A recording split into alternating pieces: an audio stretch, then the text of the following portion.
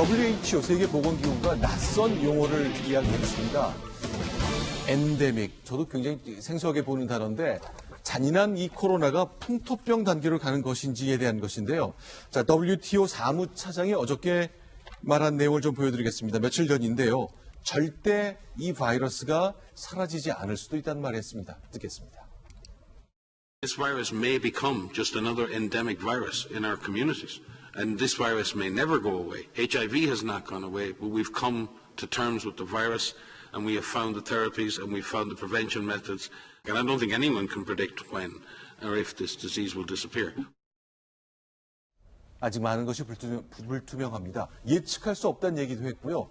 특히 이제 절대 사라지지 않을 수도 있다고 얘기했습니다. 김정희 교수님께 좀 여쭤보고 싶은데 이 엔데믹이라는 거, 풍토병이라는 이게 어떤 걸 얘기하는 겁니까? 그러니까 엔데믹이라는 게 우리나라 말로 번역을 하면은 이제 풍토병이라고 얘기를 하는데 네. 풍토병이라는 게 어떻게 보면 우리도 알고 있는 것처럼 어떤 특정 지역 내에서 질병이 계속 존재하는 걸 풍토병이라고 얘기를 하잖아요. 그렇죠. 그러한 의미는 아니고요. 그러니까 엔데믹이라고 하는 거는 그러니까 말 그대로 1년 내내 어떤 질병이 사라지지 않고 계속 존재를 한다라는 의미입니다. 네. 그래서 지금 WHO에서 얘기하는 것처럼 지금 코로나19가 이제 앞으로 엔데믹화 될 가능성이 높다 이렇게 얘기를 하고 있는데 저도 동의는 합니다. 그런 네. 가능성이 아닌 것보다는 훨씬 더 높고요. 네. 근데 다만 뭐 지금 에이즈를 언급을 했는데 이제 비유는 적절하지 않은 것 같습니다. 에이즈하고 코로나19는 특성이 많이 다르기 때문에. 네. 그래서 오히려 비유를 하자면 지금 우리가 겨울철에 감기를 유발하는 병원체가 다양하거든요. 바이러스들도 있고 세균도 있는데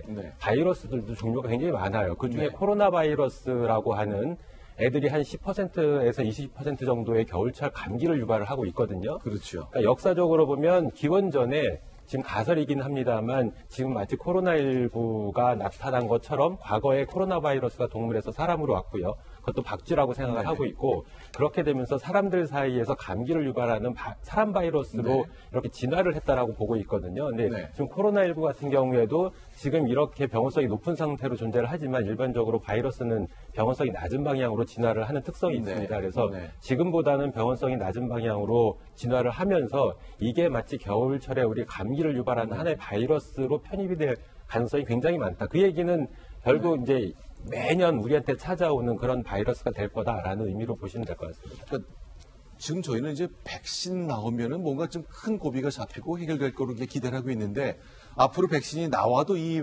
코로나19 바이러스는 잡지 못할 가능성이 있다. 이거는 맞는 얘기입니까? 저도 그렇게 동의를 합니다. 지금 코로나 바이러스 같은 경우에 RNA를 유전 물질로 가지고 있거든요. 이런 RNA를 유전 물질로 가지고 있는 경우에는 교정 기작이 없어요. 그러니까 돌연변이가 발생을 하면 이걸 원점으로 돌려줘야 되는데 이런 기작이 부족하다 보니까 계속 돌연변이가 이렇게 축적이 되면서 진화하는 방향으로 나가게 됩니다. 그런데 백신을 만들면 특정한 바이러스 딱 그걸 가지고선 만들게 되는데 변이가 일어나면 그 백신이 듣지 않는 그런 효과를 볼 수가 그런 특성을 나타낼 수가 있습니다. 그러다 보니까 현재 백신을 만든다라고 해도 앞으로 변이가 일어나게 되면 듣지 않게 되고요. 흔히 뭐 대표적인 예로 우리가 감기에 대한 백신을 맞고 있지 않잖아요. 독감은 맞고 있습니다만 같은 개념이라고 보시면 될 것 같습니다. 그러니까 감기는 뭐 약도 없다 그 말이 진짜 실제로 맞는다는 얘기인게 되겠군요. 그렇죠. 이게 혈청형이라고 해서 다양한 변이주가 존재를 하기 때문에 특정한 그 혈청형 가지고 백신을 만들면 다른 혈청형에 대해서는 듣지 않게 됩니다. 그래서 이런 부분이 실제로 감기 바이러스에 대한 백신을 만들기가 굉장히 어려운 부분, 그래서 실제로 존재하지 않는 이유기도 하고요. 그래서 이런 특성에 대해서 언급을 하고 있는 겁니다. 알겠습니다. 지금 이제 계속 이태원을 시작으로 또 인천의 학원가를 중심으로 이 코로나 바이러스 걱정 이제 퍼지고 있는데 너무 걱정할 필요는 없다고 얘기하는 분들도 있지만 이번 주말을 고비로 말하는 분들도 꽤 있습니다.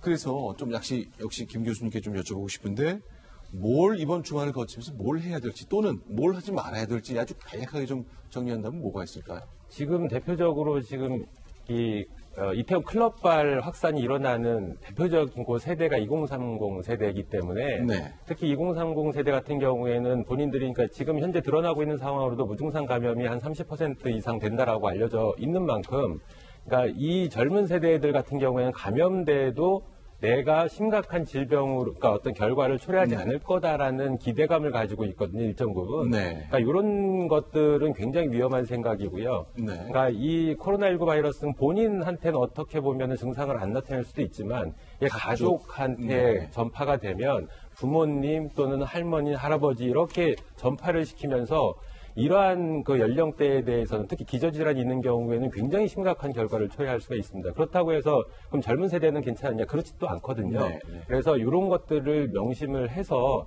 실제로 본인들이 어떤 감염에 노출될 수 있는 환경에는 가급적 가지 않는 게 가장 좋습니다. 그래서 지금 문제가 되고 있는 비단 이태원 지역의 클럽이나 주점뿐만 아니라 홍대 쪽에서도 지금 전파 양상이 보이고 있거든요. 네. 이런 지역에 이런 어떤 시설이나 어떤 가게 영업장 같은 데에는 네. 당분간 절대 가지 않는 게 실제로 우리 사회에 굉장히 큰 도움을 해줄 수 있는 방법이다 이렇게 말씀드리고 바짝 싶습니다. 붙어서 땀을 흘리게 되는 환경 이런 것은 좀 피하는 것이 좋다.